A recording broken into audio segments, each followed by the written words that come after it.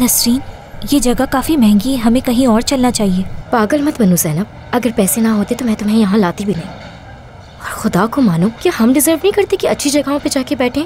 हाँ क्यों नहीं, मुझे तो वैसे भी ये जगह बहुत पसंद है, बहुत ख्वाहिश थी मेरी यहाँ आने की। चलो आ जाओ। अरे मैं तो भूल ही गई, करीम साहब की कंपनी यहाँ से बहुत करीब है, शायद हमें यहाँ नहीं बैठना चाहिए। यहाँ बैठने में क्या हर्ज है?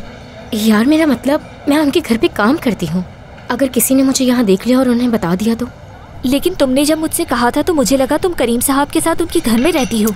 ज़ैनब, काफ़ी एक्स्ट्रा दिमाग चलता है तुम्हारा।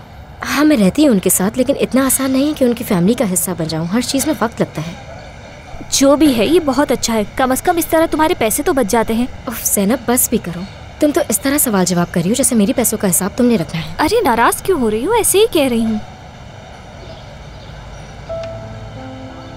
करीम साहब की बेटी और उनका असिस्टेंट भी यहाँ है।